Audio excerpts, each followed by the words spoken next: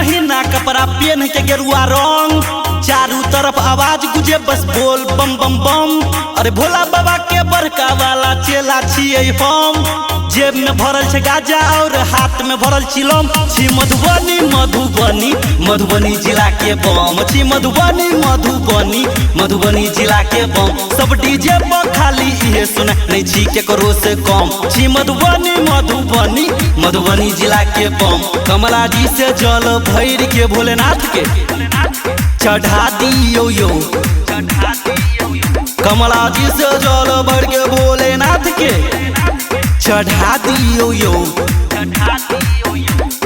यो भोलेनाथ हमारा सन पछे यहाँ के हाथ, हर साल करे छियो सावन के सब सोमवारी। काबर उठा के हो बाबा अलियो हम तोरा दुआरी।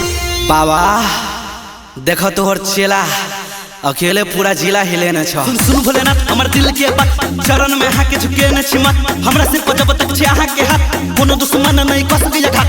आहा हमर गुरु बाबा हम आहा के चला, बने न रहो हरदम हमरा पास आशीर्वाद। काल से क्या डरे जब भक्त है महाकाल का। दर्शन के लालसा से ओबै छी दुआरियो, खोल के राखू बाबा मंदिर के केबारियो।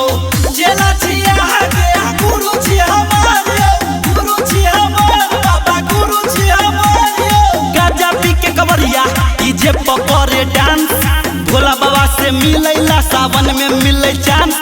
अरे कमला जी से जल भर के कपले सरलो जे हम, बीच में कोई जे रोरा बनते फरिया ले हम। छी मधुबनी मधुबनी मधुबनी जिला के बम, छी मधुबनी मधुबनी मधुबनी जिला के बम। सब डीजे पर खाली इहे सुने नहीं छी केकरो से कम। छी मधुबनी मधुबनी मधुबनी जिला के बम।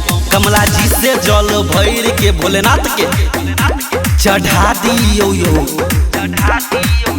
कमला जी से जल भैर के भोलेनाथ के चढ़ा दियो यो। यो नागी धुन बजाओ यो।